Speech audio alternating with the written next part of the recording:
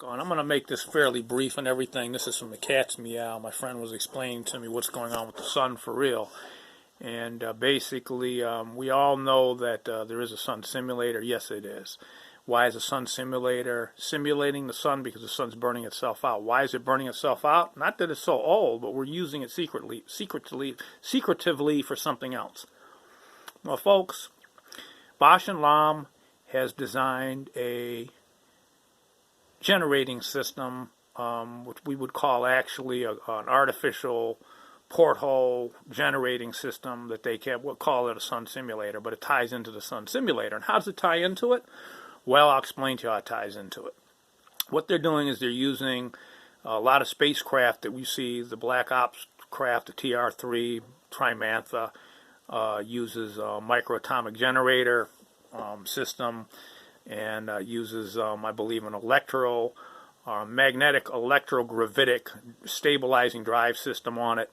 Well, what they're doing here, folks, is very similar. They're trying to produce enough energy within the portal to keep it open and to bring through what's coming through. But what I found out from my friend, who has impeccable credentials, they're using what we call a helium. It's a helium atomic generating system because the sun is producing large amounts of helium. Somehow what they're doing is they're getting an annihilation effect through this generating system, through this this artificial porthole that they're artificially creating. And it's basically has about 5 components to it. Okay, it has a gravity lens in space, a advanced atomic generating magnet system in it, and these atomic magnets rotate like on a gyro. It's not like CERN, but they're rotating. One goes clockwise, one goes counterclockwise, he explained to me. And what's happening here, folks, is that it's creating another very strong, amplifying the magnetic field that's already there. But what they're doing is they're causing an annihilation within these small rings within the time portal that they're opening up. And it's a small atomic generating system is what he went into that's creating this. You got to have a collision of some kind to create this, to get the power that you need, which is antimatter or spontaneous fission or whatever you're doing. You're going to need an annihilation, but these annihilations are taking place within the magnetic structure of this device that they're using. And I know DARPA had something to do with it as they helped fund some of CERN's programs, but Bausch and Lomb and McDonnell Douglas and some other companies explained to me has something to do with it. So it's annihilation system opening up a portal.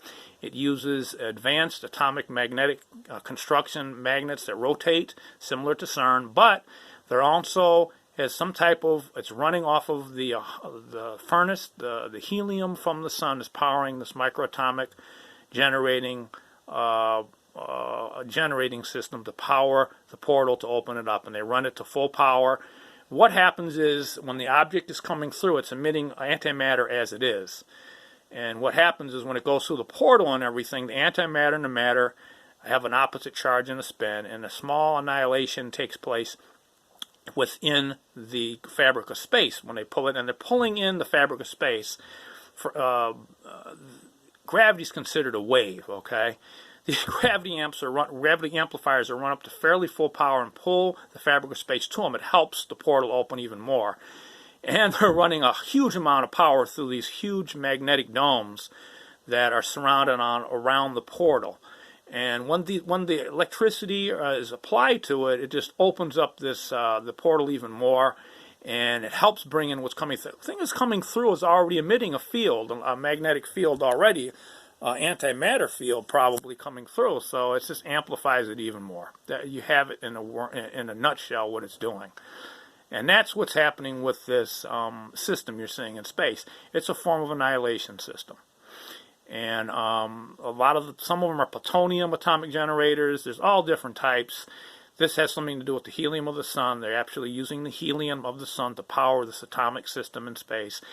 And it's very, very, very, very compressed and as such, but the light array system is using, I know, millions of diodes and stuff to simulate the sun with a mirror and some other stuff, but this is part of SDI, by the way, too, folks, because this ties into the Strategic Defense Initiative, which was put up by the NRO.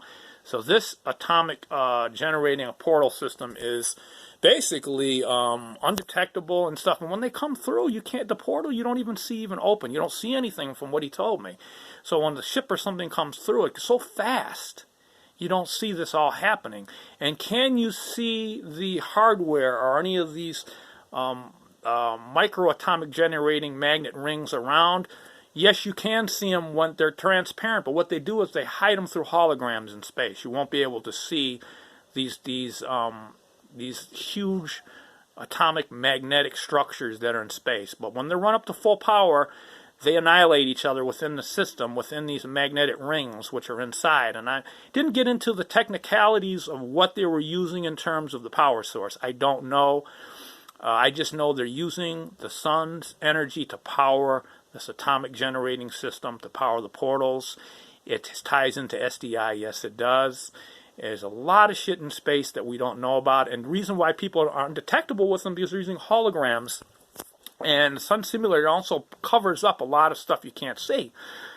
So you won't be able to see it due to the Sun Simulator. It blocks it out. There's holograms in space, light reflections. They have a way of blocking it so you can't see the huge atomic magnetic structure that opens up the portals. And I'll get into it a little bit more. This is from the Cat's Meow, folks. My friend has been in celestial navigation all his life, and that's all he does. He won't even go. I'm not mentioning names. I'm not going to get into the technicalities, who he is. I know who he is, and that's that. And I don't even talk on the phone with him. We talk in person. That's it. So I'm going to close it out. I'll try to do a little bit more on it. Hope it's somewhat informative. Like I said, again, these power sources, they've capitalized on the advanced physics of what's going on in space. It's not that complicated. It's simple, actually. It's just the way they do it. It's a phenomenon. Something takes place in here that we don't understand. It's not complicated. They keep things away from us and because not so much they're complicated, they don't want anybody to do what they're doing.